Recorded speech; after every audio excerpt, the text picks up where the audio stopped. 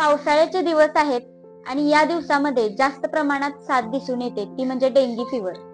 आणि या फिवर मध्ये कोणते 7 पदार्थ खाल्ले पाहिजेत हे आज आपण या व्हिडिओ मधून जाणून घेणार आहोत. पहिला आहे पपईच्या पानांचा रस.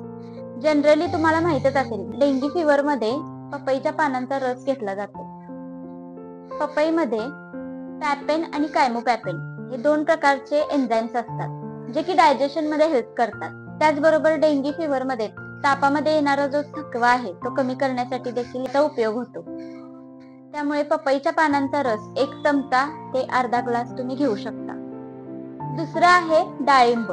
डाळिंब देखील डेंगी फिवर मध्ये जो फटीक येतो त्यामध्ये हेल्पफुल ठरतं. त्यामुळे 7 दिवस रोज 1 डाळिंब खाणं देखील फायदेशीर ठरतं. तिसरा आहे हळद. हळदीमध्ये अँटीसेप्टिक प्रॉपर्टीज असतात. जशी ती एक्सटर्नली उपयोगी आहेत, तसंच इंटरनली देखील गरम दुधातून हळद जर घेतली तर तापामुळे होणारी हानी ही टाळता येऊ शकते.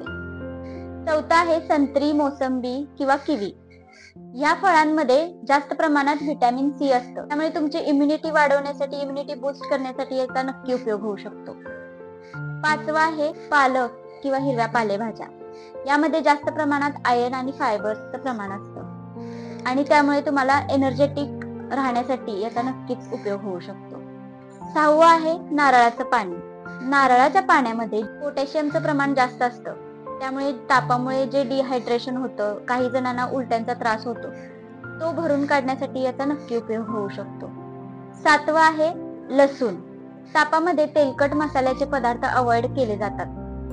त्याचबरोबर तापामध्ये चव देखील गेलेली असते, त्यामुळे लसणाचा वापर हा भाज्यांमध्ये केला तर टेस्ट इम्प्रूव्ह होण्यासाठी देखील याचा उपयोग होऊ शकतो.